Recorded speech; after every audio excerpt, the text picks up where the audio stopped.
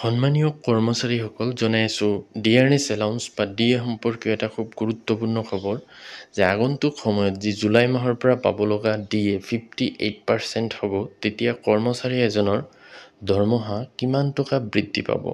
তো সবিশেষ মোৰ এইটো ভিডিঅ'ত আপোনালোকক কেলকুলেশ্যনৰ সৈতে দাঙি ধৰিম। তো আপোনালোকে শেষলৈকে ভিডিঅ'টো ভালকৈ চাব, তেতিয়া আপোনালোকে গম পাব যে আপোনালোকৰ নেট চেলাৰী যিটো তাতে কিমান টকা বৃদ্ধি পাব। তো বলক ভিডিঅ'টো আৰম্ভ কৰোঁ।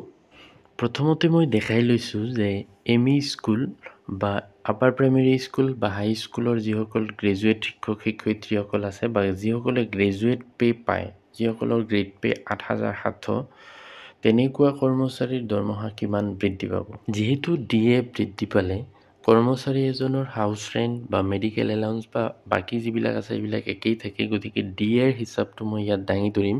তেতিয়াহ'লে আপোনালোকে গম পাব আপোনালোকৰ যিটো নেট চেলাৰী সেইটোত কিমান টকা বৃদ্ধি পাব। তো যিসকলে 2023 চনত এপইণ্টমেণ্ট পাইছিলে তেওঁলোকৰ বৰ্তমান হয়তো বেচিক পে'ত এই জুলাই মাহত ইনক্ৰিমেণ্ট পোৱাৰ পিছত 24,100 টকা হৈ গৈছে। আৰু তেওঁলোকৰ প্ৰিভিয়াছ যিটো ডিআৰএছ এলাউন্স আছিলে, যেতিয়া 55% আছিল, অৰ্থাৎ বৰ্তমানে যিটো চলি আছে এইটো আছিল 13,255 টকা। আৰু নতুন যিটো ডিএ হ'ব সেইটো হ'ব তেওঁলোকৰ 13,978 টকা। তো তেওঁলোকৰ ডিআৰএছ এলাউন্সৰ যিটো পাৰ্থক্য সেইটো হ'ব 723 টকা। তো ইয়াৰ পৰা NPS-ত হয়তো 10% কটা যাব, অৰ্থাৎ 72 টকামান কটা যাব। গতিকে তেওঁলোকে 753 টকা নতুনকৈ বৃদ্ধি পাব তেওঁলোকৰ ডিএ। 2022 চনত এপইণ্টমেণ্ট পোৱা যিসকলৰ গ্ৰেড পে' 8,700, তেওঁলোকৰ বেচিক পে' 24,830 টকা আৰু বৰ্তমানৰ ডিএ আছে 13,657 টকা। আৰু নতুন ডিএ হ'ব যেতিয়া 58% হ'ব তেতিয়া 14,401 টকা, অৰ্থাৎ তেওঁলোকৰ ডিফাৰেঞ্চ হৈ যাব 744 টকা। তাৰ পৰা 10% অৰ্থাৎ 74 টকা কটা গ'লে বাকীখিনি তেওঁলোকৰ দৰমহাত বৃদ্ধি পাব, অৰ্থাৎ 776 টকামান তেওঁলোকৰ দৰমহা বৃদ্ধি পাব। 2021 চনত এপইণ্টমেণ্ট পোৱা যিসকলৰ গ্ৰেড পে' 8,700, তেওঁলোকৰ ডিএ বৃদ্ধি পাব এনেকুৱা। চাওক, তেওঁলোকৰ যিহেতু ইনক্ৰিমেণ্ট 5টা লাগিছে, বেচিক পে' হৈ আছে 26,350 টকা, বৰ্তমানৰ ডিএ আছে 14,493 টকা। আৰু নতুন যিটো ডিএ হ'ব সেইটো হ'ব 15,283 টকা।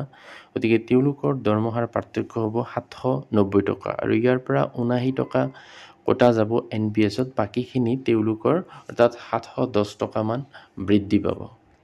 এতিয়া মই দেখুৱাম LP স্কুলৰ শিক্ষক এজনৰ দৰমহা যেতিয়া ডিএ 58% হ'ব তেতিয়া কিমান পৰিমাণে বৃদ্ধি হ'ব।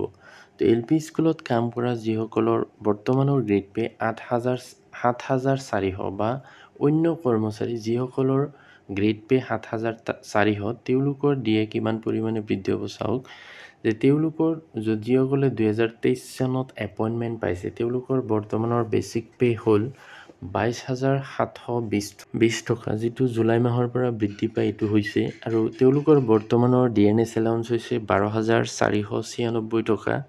আৰু নতুন যিটো ডিএ হ'ব সেইটো হ'ব 13,178 টকা। গতিকে তেওঁলোকৰ দৰমহাৰ পাৰ্থক্য হ'ব 682 টকা। ইয়াৰ পৰা 68 টকামান কটা যাব, বাকীখিনি তেওঁলোকে 620 টকা 22 টকামান পাবলৈ সক্ষম হ'ব। তো তেওঁলোকৰ দৰমহা ইমানখিনি বৃদ্ধি পাব। 2022 চনত এপইণ্টমেণ্ট পোৱা যিসকলৰ LPৰ মানে গ্ৰেজুৱেট শিক্ষক শিক্ষয়িত্ৰী আছে, তেওঁলোকৰ বেচিক পে' আছিলে 23,410 টকা। আৰু বৰ্তমানৰ ডিএনএছ এলাউন্স 12,876 টকা আৰু নতুন ডিএ হ'ব 13,578 টকা। গতিকে তেওঁলোকৰ ডিএৰ যিটো ডিফাৰেঞ্চ বা পাৰ্থক্য হ'ব 702 টকা, তাৰ পৰা 70 টকা কটা যাব আৰু তেওঁলোকে 630 টকামান তেওঁলোকৰ দৰমহাত আচলতে বৃদ্ধি পাব।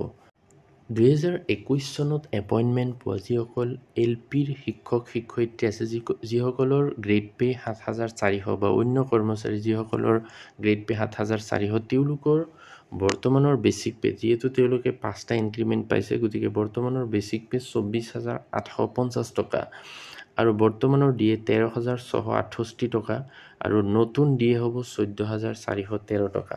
তো তেওঁলোকৰ যিটো DAৰ ডিফাৰেঞ্চ সেইটো হ'ব 745 টকা, তাৰ পৰা 74 টকা কটা যাব, বাকীখিনি পাবলৈ সক্ষম হ'ব, অৰ্থাৎ 675 টকামান তেওঁলোকৰ দৰমহা বৃদ্ধি পাব। তো এনেকৈ অন্য কৰ্মচাৰীসকলেও তেওঁলোকৰ দৰমহা কিমান পৰিমাণে বৃদ্ধি পাব সেইটো তেওঁলোকে হিচাপ কৰি ওলাব পাৰিব, যে তেওঁলোকৰ বেচিক পে যিটো আছে তাৰ লগত 0.55 মাৰিলে আগৰ DA ওলাব, আৰু বেচিক পে লগত 0.58 পূৰণ কৰিলে আগন্তুক সময়ত যিটো DA পাব সেইটো তেওঁলোকে ওলাব পাৰিব। তো এনেকেই সকলো কৰ্মচাৰীয়ে নিজৰ DA কিমান পৰিমাণে বৃদ্ধি পাব চাব পাৰিব।